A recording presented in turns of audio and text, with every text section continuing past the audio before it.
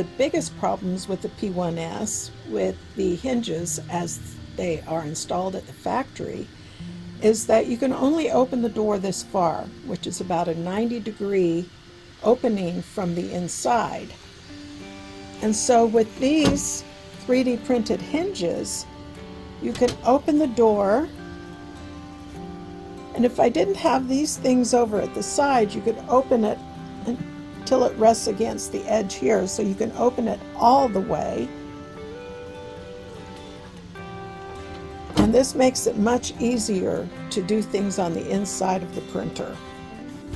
Okay, the first step is to put the top and the bottom on, and you connect the hinge to the glass door by tapping the screws into this 3D printed piece that is printed along with the other pieces. And that is what holds this part of the hinge to the glass. And I used 12mm screws for these. And next is to screw this part onto the hinge. This is the bottom, and you've got the flat part on top. And this part is a little bit adjustable, so there will be some adjustment possible. And then the top one, like this.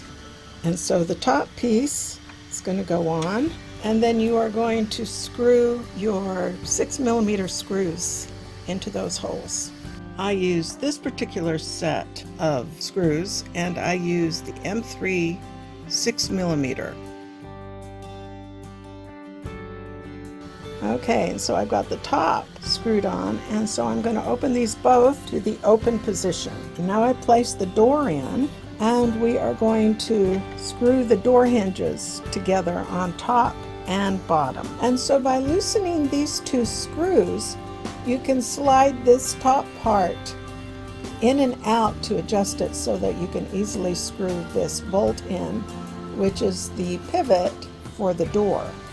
And you can do that on both the top and the bottom. And I've now screwed both, so the door is connected now. And let's see how it works. So it opens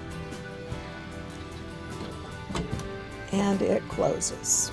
Now I'm going to replace these gray colored PETG hinges with some black PETG that I've printed out.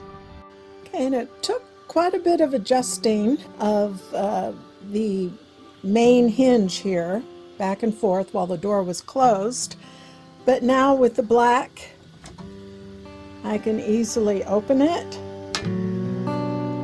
and it closes. And so that's my new hinge system for the door of my P1S.